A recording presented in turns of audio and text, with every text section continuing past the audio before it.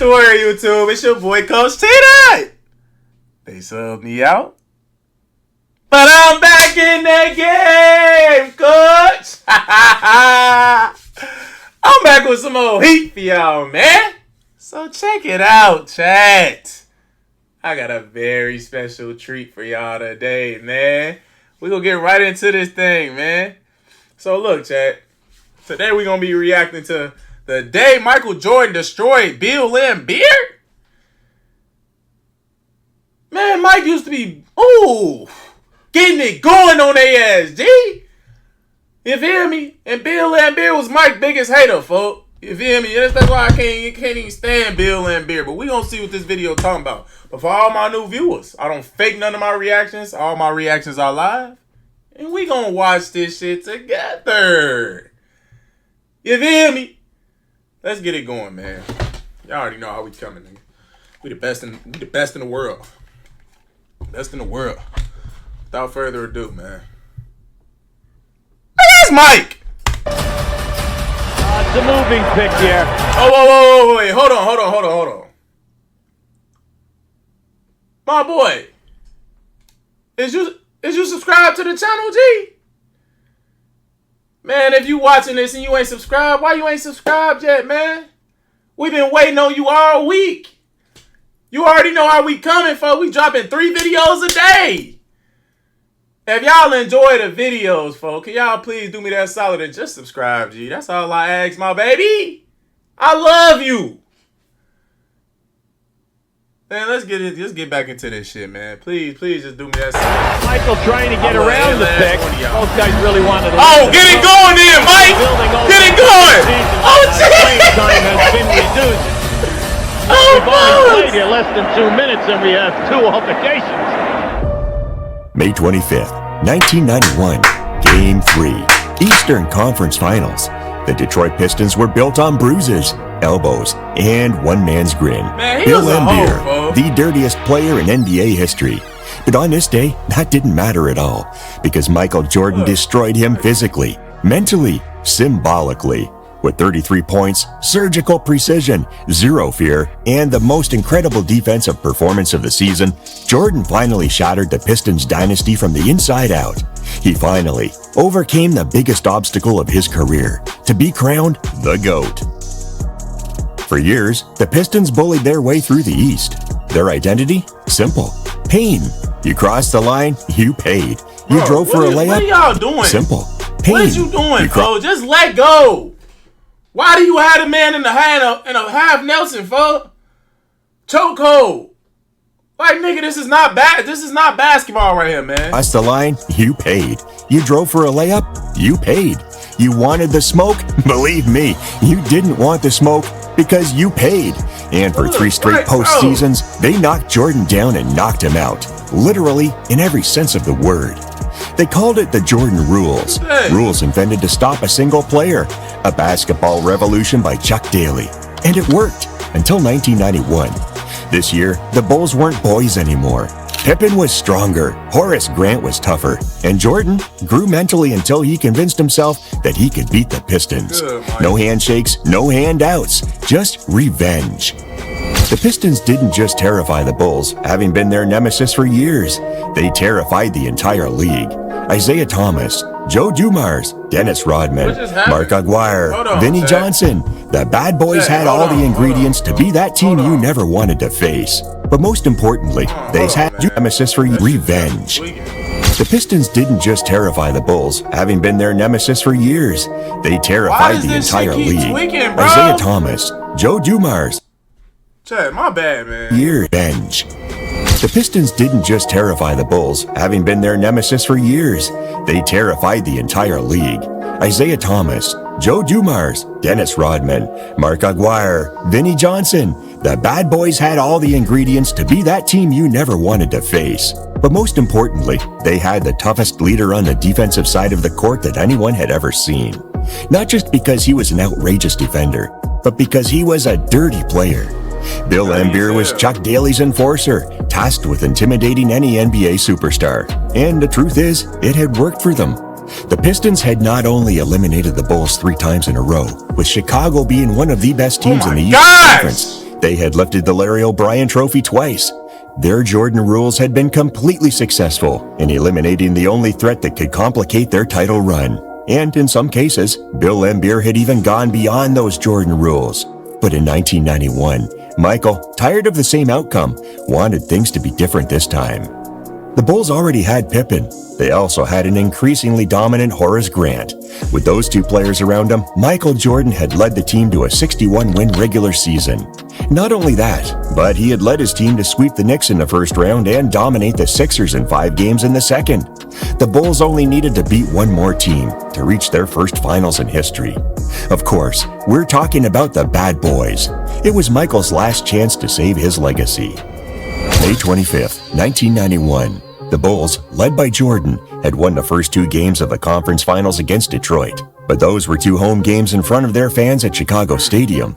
Game 3, in Detroit, would be the one to put them on track to finally break the curse. And that night, MJ couldn't fail. The atmosphere was extremely tense in the moments before tip-off. The players on both teams knew what was at stake. The Pistons had the confidence of having accomplished that mission before. The Bulls had the confidence that it would not happen again. And Jordan, of course, was the first to break the ice. After a miss by Isaiah Thomas, he received the ball in transition. Taking advantage of his size over the Pistons' point guard, he pulled up right in his face to get on the scoreboard. But this time, as I said before, MJ wasn't right in his face to get on the scoreboard. But look at him. Just ready for it, folks. Ready for war. He like, nigga, I'm tired of y'all beating me every year, man. Because they can think about it, up until this point, they was just whooping them, fuck. They was just whooping on Mike, fuck. So it's like, nigga, he had to finally, start getting his get back. You know? He couldn't just allow that to just keep happening over time. You a winner, fuck. You keep getting your head beat in enough, G, you gonna eventually figure out the secret sauce, folks. And that's what Mike did. Look at that. Look at his face, G. He on that. This time, as I said before, MJ wasn't alone. The 1991 Bulls had the best supporting cast he had ever had up to that point. Players like Bill Cartwright, with his iconic and strange shooting form, were there to help him.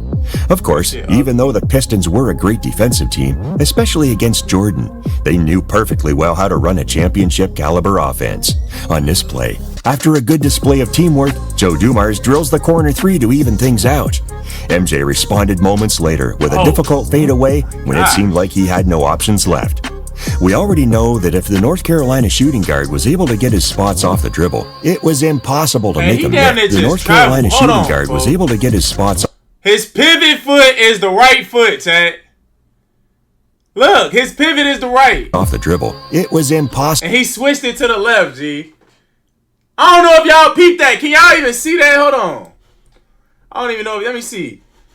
Look, that if the North Carolina shooting guard was able to get his spots. His pivot is the right. Off the dribble. Hit the shimmy, impossible. Switch left. That's traveling, folks. Y'all used to just let Mike get away with highway robbery, folks. Nigga literally just switched pivots. Hey, y'all refs wasn't doing y'all job, folks. That was traveling. That shit probably would have been the changing point of the series, folks. But it's all good, nigga, because it's Mike. We won. That's all that matters, folks. Fuck Detroit. To make him miss. Even more so from the elbows, where he was absolutely lethal. That night, it was clear that Michael was more determined than ever. Because, in front of a completely hostile crowd, Michael was getting hot. And that was the worst possible news for the Pistons. Not only on offense. Also on defense with his quick hands, Michael was able to get the steals that allowed him to get out in transition. In this case, faced with the threat of driving to the paint, MJ makes the right decision by finding the wide-open John Paxson for the free 3. But at the same time, the Pistons' defense was leaving its mark on Scottie Pippen. Look how, through Isaiah Thomas, one of the best playmakers in history, Detroit is able to convert defense into offense in an excellent way. Those transition plays were something Detroit abused over and over again. On top of that, talented players like Mark Aguirre came off the bench to bring even more energy and scoring ability on a fast break. And on many occasions, they didn't even need a steal. An offensive rebound was enough for Detroit to rocket down the court. MJ began to see the ghost of what had happened in previous years and decided he had to step up immediately. On this play, he grabs the defensive board, then goes coast to coast to the right baseline, and then banks the midi from 16 feet. But the difference from other seasons, as I said, was Pippen's progress. MJ trusted him a lot, and sometimes even gave him the offensive responsibility so that Scotty could be creative. And this connection allowed them to add 3 more points to the Bulls' score on display. During the second quarter, the Pistons had put together a great run that had brought the fans at the Palace to their feet. And it was Scottie Pippen who managed to turn the tide of the game with a deep midi catch and shoot. However, Vinnie Johnson, who was also having a great game off the bench, nigga, what? Hey, bro. Cute. However, Vinnie Johnson. Hey, fo, I told, man, what is, bro? Chat. What type of form is this, man? I guarantee, G, I can almost guarantee everybody watching this right now, more than 75% of y'all shots look better than this nigga's right here, man. Cause what the hell is this, man? This nigga literally, you can't even see the ball, folks. Hey, let's look up Vinnie Johnson's shooting percentage, man. Cause there's no way he used to be making shots shooting that shit like that, man. Vinnie Johnson. Let's look. We gotta see, man. Cause there's no way, bro. There's no way. The nigga shot. All right, he shot 50% for a career. For 25% from the 3, 74% from the free throw line. All right, that ain't as bad as I thought it would have been, G. Cause with this damn shot, this form, man, shit is absolutely horrible, G. Like I told y'all niggas back in the 70s, 80s, did y'all not do no form shooting or nothing? Y'all coaches ain't tell y'all, cause man, y'all coaches ain't tell y'all shoot from right here, keep your elbow tucked, shoot from in front of your eye, make sure you can see the rim. This shit worse than Larry's, fuck. Y'all know Larry got this right here. This nigga got this motherfucker right here, G. How's you shooting that, fuck? Y'all tell me, man. Damn, that shit who was terrible. Also having a great game off the bench, responded immediately with a jumper of his own. Now, those of you who know MJ know that he liked to have the last word. And in this case, it was no exception. Because on the last play of the first half, he went against the world to bank a fadeaway in the face of Mark Aguirre. The Bulls managed to head to the locker room with an 8-point lead after the first 2 quarters. A lead they achieved thanks to MJ's extraordinary performance during the first 12 minutes. However, there was still a lot of basketball to be played, and the Pistons at home were a team that would always have a chance. Michael started the third quarter as he had started the first, eager to prove that the Pistons were doomed. After receiving a good pass from Paxson on the left wing, Jordan evaluates his options. But a couple of seconds later, he decides it's a good enough look to shoot over Joe Dumars. Of course, his airness hits the long 2. Moments later, Isaiah Thomas tries to drive to the Bulls' paint, but to his surprise, Michael Jordan comes to help, putting a monster block on the smaller guard. Not only that, but Pippen and him come out in transition in a 2-on-1 situation, only for the referee to call a moving screen on Scotty. Despite that, MJ didn't give up. The referee to call a move and him come out in transition in a 2-on-1 situation, only for the referee to call a moving screen on Scotty. Despite that, MJ didn't give up. He continued to make the right decisions, such as this spectacular entry pass to Horace Grant for an easy dunk. And above all, he kept hitting the most difficult shots that no one could have imagined. Look at this play. Jordan dribbles, takes his time, and starts to post up Joe Dumars. Bill Laimbeer comes to help. And when he gets there, Michael scores a fadeaway to his right in the face of both players. Simply incredible. It was at that moment when the Pistons found themselves on the brink of disaster. Because moments later, after a push on Isaiah Thomas, the two teams started to heat up. A fight could have broken out at any moment, but Isaiah was doing everything he could to keep the slipping away. Hey, you know what I'm saying? You wasn't on nothing, G. The two teams started to heat up. You wasn't on nothing, folks. A fight could have broken out at any moment. Hey, I wish he would have threw the ball at his ass. Nigga, I would have instantly. Y'all already know me, chat. Y'all already know me. Where my ball at, folks? That nigga would have threw that ball, boy. Isaiah was doing everything he could to keep Detroit in a game that was slipping away, even managing to get a tip in over the Bulls' big men. But no matter what they did, Jordan always seemed ready to respond. Damn, how y'all just Whether let it his was little with a ass- bucket or a spectacular pass taking advantage of the holes in the Jordan rules. Look how Pass. MJ is able to connect with Horace Grant again on this play. However, the Pistons, through Vinnie Johnson, continued to close the gap on the scoreboard, reducing the deficit to just 7 points. Jordan had to step up in the fourth quarter, and he did so in every way possible. From the low post against Joe Dumars, MJ was able to score with ease time and time again. And every time he got the ball there, Jordan attacked as if his life depended on it. Draining shots from the mid-range, trip after trip, to try to save the Bulls at the most important moment of his career. Also from the low block, this time on the left side, where he could create his shot with astonishing ease. MJ was passing the rock too good that night to attract help. And if that help didn't come, he was unstoppable one-on-one. Because look what happened when he was doubled. Michael always made the right decision that night, finding his teammates for easy making a buckets great when the pass, defense G. overreached. The man was on fire, just like an NBA Jam. And the most incredible thing is that MJ was also the best defensive player that night, blocking shots and protecting the rim like a true center. With little time left on the clock, Mark Aguirre was able to knock down a three that kept the Pistons alive. But seconds later, Jordan went around all the players in white jerseys to bank a shot that allowed the Bulls to stay in control of the game. Go crazy, It was Mike. an unreal shot that showed the defense was completely powerless. Every possession for the Bulls in the fourth quarter boiled down to the same thing. Get the ball Bank to Mike shots. and get out of the Going way. same Because the spot, man like, was literally, torched, the literally thing was completely putting their little powerless. ass in a post every Of the single game time. around all the Big players in white guards. jerseys to bank a shot Look, that that's allowed what you do, G, when you got little niggas guarding the you, Bulls folks. to stay in Like, control look, of the hold on, game. fast forward. It was an unreal shot that showed the defense was completely powerless. Look, Every possession you for got, the Bulls you in the got a little fella on you, chat. You got a little guy. This what you do right here, man. fourth Take quarter notes. boiled down to the same thing. Put that Get nigga the in ball the to Mike post. and get out of the way. Because the man was torching the Pistons in front of their fans over Get out and the over. way. Since clutch time had begun, he was unable to miss. But not content with that, Michael was making some of the best defensive plays of his career at the same time. Until finally, the clock hit zero. Jordan had done it. He had ended the Pistons' eternal curse. It cost him black eyes, bruises, years of heartbreak.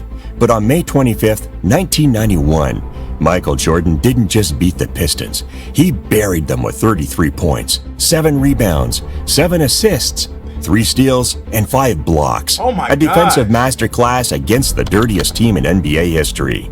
Bill Laimbeer's reign of elbows was over, and for the first time in years, MJ walked off the court with his head high, while the Pistons hung theirs low, because deep down, they knew their time was up. Jordan didn't just conquer his demons, he became a monster, a leader, a legacy unleashed. From that moment, the league belonged to him. In the next 7 seasons, he lost just 1 playoff series.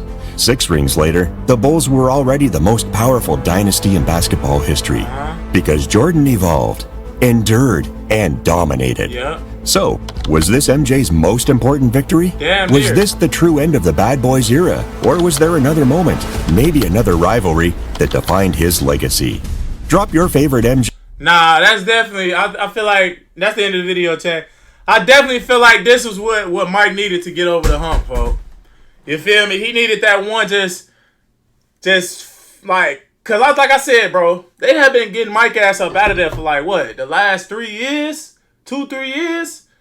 So it's like for him to overcome all of that, G, and to finally get to this point to where he's beating them and dominating them, G.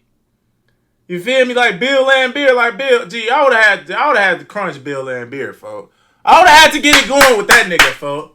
The type of fouls he used to be doing, the dirty shit, man, like, bro, there's no need for all of that, G. We hooping. You feel me? And with him being white back in the day, and I don't want to have to bring race into it, but him being white, he probably felt like he could do that shit and he was just entitled. Like, bro, you will get your ass socked nowadays, G. Like, if I was back then, if I would have socked Bill Laimbeer ass every time I played against that nigga, G. Just to let him know, like, bro, this ain't that, folks. Beak! Socked him. Real talk, folks. I don't play that shit. Trying to punk niggas and push niggas out the air and hurt them. Like, bro, that shit's so weak. It's lame, bro. It's lame. And it make me mad. Like, for Mike. Like, Mike, you should have socked him more often, folks. At the beginning of the video, you hit him one time, G, but Every time I played against that man, folks, it would have been a fight. It would have had to, bro. I don't like dirty players. I don't do all of that, G. Because basketball is a gentleman's sport, folks. You feel me? We got sportsmanship. We play with class. This not Bush League. This not the YMCA Park District. This is the NBA, blood. Like, come on, man. We out here. We got families to provide for and shit. And you out here trying to hurt people? Like, come on, bro. That shit lame, bro. It's weird. Weird energy. You feel me? So, every time I would have saw him, folks, I would have had to fight him, bro. Real talk. That's just me, G. You know, niggas is different, but that's me. But no, I'm glad Mike finally got over that hump. Cause if he didn't beat them this series, I feel like this would have been one of them like losses that like LeBron and the Warriors, folks. Like y'all know, like LeBron after they got KD, he just could not beat them no more. He just could not beat the Warriors no more. And it's like, it was a mental block on LeBron, G. Like, it's like he couldn't win no more, folks. He couldn't win because, like, he always just had that blockage in his mind, like, that self-doubt, I feel like, that he couldn't beat them. And it started turning into his reality. Like, Michael Jordan, he had to overcome that, G. He had to have self-belief. He done went through all that pain and adversity over them years, like, and it turned him into a monster, like dude said, folks. So, like I said, I'm glad he overcame that, bro, because if it wasn't for this series right here and him winning, man, I don't know where would, like, how we view Mike. Would he have ever won after that? Or you know? So, but man, y'all, this is a good video. I hope y'all enjoyed it. Like I said at the beginning of the video, though, man, if y'all enjoy these videos, please subscribe to the channel, man. You know, we trying to hit 3K by the end of October. We already at 2.37, I think. So what, we only 130 away from 2.5, and then we only another 500 away from 3. Like, bro, we can do that by the end of October, bro. It just takes for, if y'all watch the videos, like, just subscribing to the channel. It's that simple, folks. Like I told y'all, we got videos coming. The videos is finna start getting them out. Just dropping them, bro. Y'all see how we've been coming for the last month? I've been dropping three a day.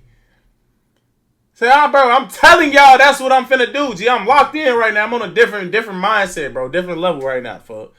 You feel me? So, you know, y'all just be along for the journey. But this shit finna go crazy, bro. But I'm gonna keep them coming for y'all, man. I promise you that. But, man, like I said, if y'all enjoyed it, man, like, comment, and subscribe to the channel if you're new. It's your boy, Coach TDOT. I'm up out of here. I love y'all.